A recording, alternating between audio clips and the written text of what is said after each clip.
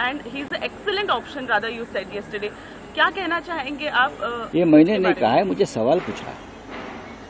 आप लोग सवाल पूछते हैं तो हम जवाब देते हैं।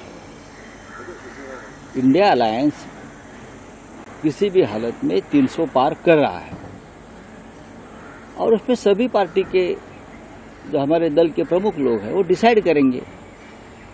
जब हमें पूछा गया क्या उद्धव ठाकरे ऑप्शन हो, क्या, क्यों नहीं हो सकता है। महाराष्ट्र के मुख्यमंत्री रह चुके हैं, अच्छा काम किया है, देश में एक अच्छा फेस है, लिबरल फेस है, तो उनके चेहरे को एक्सेप्टेबिलिटी हो सकती है। लेकिन इंडिया अलायंस में और भी चेहरे हैं, एक नहीं और भी चेहरे हैं। अगर देश का नेतृत्व करने की हमको अगर मिलती है, महाराष्ट्र को मौका मिलता है तो उसका स्वागत हम करेंगे ही ना। लेकिन इंडिया अलायंस में कांग्रेस सबसे बड़ी पार्टी है, और भी दल है जो अपने अपने राज्यों में चुनाव लड़ेंगे, उनके भी नेता है। तो नेतृत्व कौन करेगा ये अब सवाल नहीं है। तानाशाही को हराना है सब मिलकर, ये सवाल है। भारतीय जनता पार्टी में तो एक ही चेहरा है ना, और कौन सा चेहरा है क्या? घिसा पिटा वही चेहरा 10 साल से चल रहा है और लोग उनको अब एक्सेप्ट करने नहीं जा रहे हैं।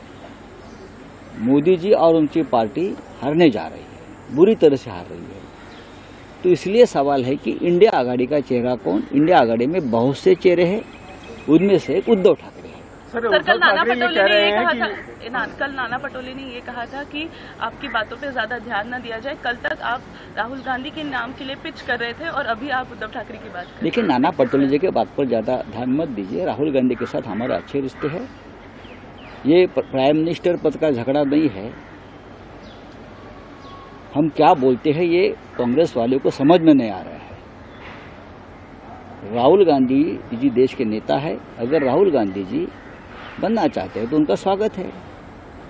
लेकिन और भी चेहरे इस देश में है, और ममता जी है, अखिलेश है, उद्धव ठाकरे जी है, और बहुत चेहरे हैं ना, खरगे साहब है। तो किसी का नाम लेना गुनाह है क्या? हमारे पार्टी के नेता का अगर हम नाम लेता है तो क्या उसमें गलत क्या है? इतनी मिर्ची लगने की जरूरत नहीं किसी को। सर, उद्धव ठाकरे जी ने कल धारावी में एक बयान दिया जिसमें उन्होंने कहा कि 2019 में देवेंद्र फडणवीस ने ये कहा था कि वो आदित्य को ग्रूम करेंगे और आने वाले 2.5 साल के बाद वो केंद्र में चले जाएंगे, दिल्ली में चले जाएंगे और मुख्यमंत्री बनाएंगे आदित्य को। इसमें कितनी सच्चाई है? ये सच्चाई है, ये पूरी तरह से सच्चाई है। देवेंद्र फडणवीस जी जब मुख्यमंत्री बने महाराष्ट्र के, तब उनको ये बड़ा सपना था कि मैं देश का प्रधानमंत्री बनूंगा और मोदी जी की जगह पर जाऊंगा। उनको तो ये भी सपना था कि मैं पहले गृह मंत्री बनूंगा। ये उनका बहुत बड़ा एक, इसीलिए तो उनका काट दिया ना और डिप्टी सीएम बना दिया। मैं प्रधानमंत्री बनूंगा।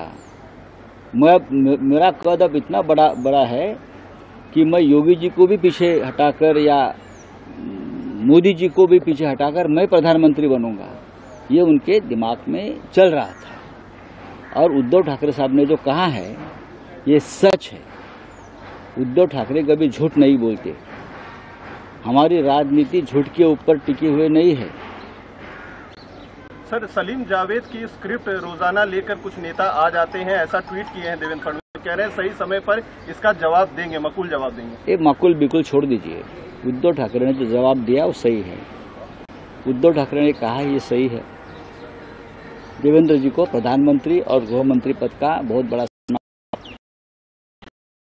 आ रहा था, लेकिन मोदी जी और शाह जी ने उनके पैर काट दिए और महाराष्ट्र में डिप्टी सीएम बना दिया है। उसका एक वजह ये भी है कि दिल्ली आकर प्रधानमंत्री बनने का ख्वाब लेकर आने का उनका जो एक ख्वाब था वो मोदी और शाह जी ने खत्म कर दिया है। सर, एक ज्वाइंट सभा जो है झारखंड में आज हो रही है जिसमें 14 इंडिया अलायंस के जितने भी घटक दल हैं सभी बड़े वरिष्ठ नेताओं को वहां पर बुलाया गया है। आपकी पार्टी से उद्धव ठाकरे जी को जो है आमंत्रित किया गया था। ये बात सही है कि झारखंड में इंडिया अलायंस का एक रैली आज हो रही है और हेमंत सोरेन जी की तरफ से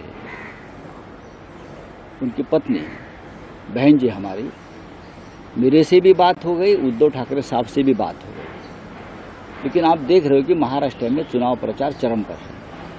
आज भी उद्धव ठाकरे मुंबई से बाहर हैं, लेकिन हमने ये सोचा है कि हमारे पार्टी की तरफ से कोई ना कोई वहाँ पहुँच जाए। ये बात सही है। सर, अनिल बोंडे जो राज्यसभा सांसद हैं बीजेपी के, उन्होंने अमरावती में कहा कि जो टिप्पणी आपने उनके ऊपर कही थी उसके लिए अगर छत्रपति शिवाजी महाराज होते तो आपकी जबान काट दी जाती, ठीक है, बाला साहब ठाकरे होते तो कान के नीचे बजाते। इस बयान को कैसे देखते हैं? कौन बोंडे? मैं पहचानता नहीं हूँ, ये कौन बोंडे है?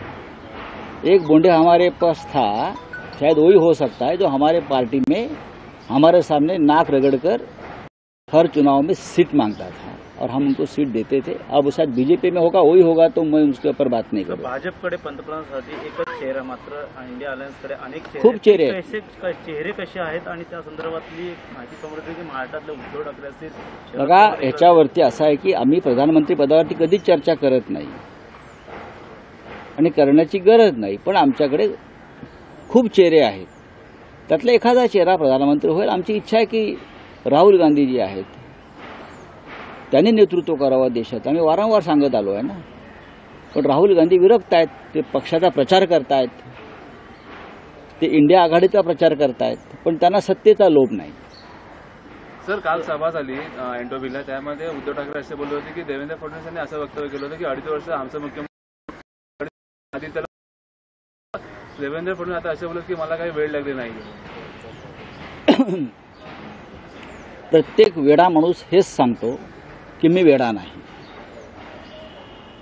प्रत्येक गुन्हेगार हेच सांगतो की मी गुन्हा केला नाही। ही मानवी स्वभाव आहे आणि त्या मानवी स्वभावापासून देवेंद्र फडणवीसजी सुद्धा वेगळे नाहीत। उद्धव ठाकरे यांनी जे सांगितलेलं आहे ते 16 आणि सत्य आहे, 100% सत्य आहे। उद्धव ठाकरे यांच्याशी त्यांची चर्चा जी झाली त्यानुसार तेव्हा आमचे संबंध फार चांगले होते। आदित्य ठाकरे यांना मुख्यमंत्री पदावर बसवून मी दिल्लीत जाईन, दिल्लीत अर्थमंत्री होईन, दिल्लीत गृहमंत्री होईन आणि मी प्रधानमंत्री होईन। मी त्यांचं स्वप्न मोठं होतं आणि ते स्वप्न बाळगायला काहीच हरकत नाही।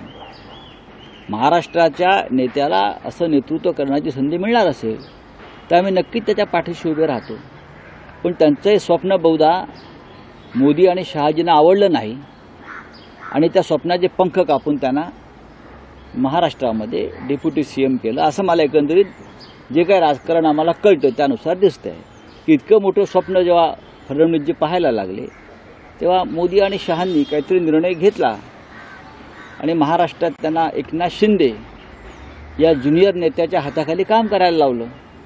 यालाच मोदी शहांची राजनीती म्हणतात। मात्र फडणवीस म्हणतात दिशाभूल करतात उद्धव ठाकरे। अजिबात नाही, बाळासाहेब ठाकरे अजिबात नाही। हा भूलभुलैया तुमचा आहे, त्या भूलभुलैयात तुम्ही अडकलेले आहात। चले, थँक्यू। बावनकुळेंचं म्हणणं आहे की हे टॉपचे